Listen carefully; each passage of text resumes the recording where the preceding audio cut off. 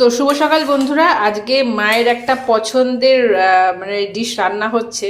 সেটা হলো, আগের দিন আপনারা দেখেছেন যে দোলের দিন মা মৌরলা মাছ রেখেছিল বেশ অনেকটা, সেটা বাছতে গিয়ে মানে কুটতে গিয়ে একাকার অবস্থা হয়েছিল মায়ের, যেহেতু ছোটো ছোটো হয় একদম।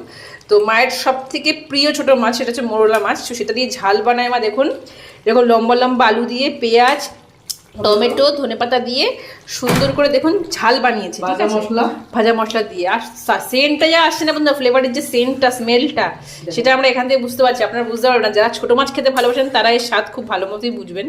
এটাকে পেঁয়াজ রসুন দিয়ে মাকে সবসময় করতে দেখি, অন্য কিছু করা যায়? রসুন না, সরি, পেঁয়াজ দিই। তুমি অন্য কিছু করতে পারো? হ্যাঁ, জিরে বাটা দিয়েও করা যায়। ও আচ্ছা, এটা কিন্তু একটুখানি শুকনো শুকনো ভাতে দারুণ লাগে, বলো?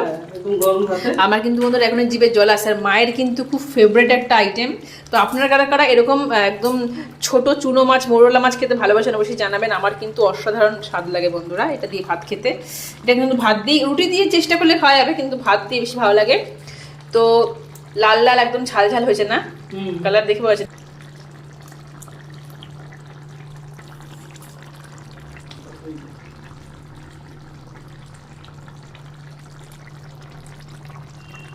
তো হয়ে গেছে, তো তরকারি তো হয়ে গেছে মনে হচ্ছে।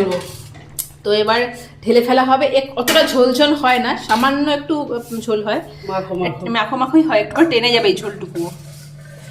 তো মৌরলা মাছের ঝাল হচ্ছে আজকে। মা মনে হয় এখন থেকেই বলছে আমার খুব খিদে পেয়েছে।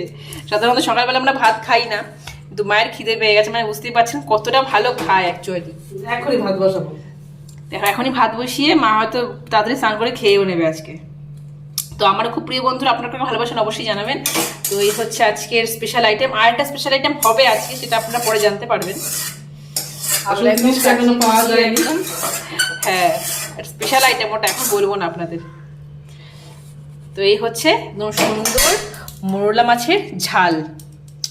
আমার মা বাবার সবারই প্রিয়, কিন্তু মায়ের একটু বেশিই প্রিয় এটা। পেঁয়াজ আলু টমেটো ধনেপাতা দিয়ে।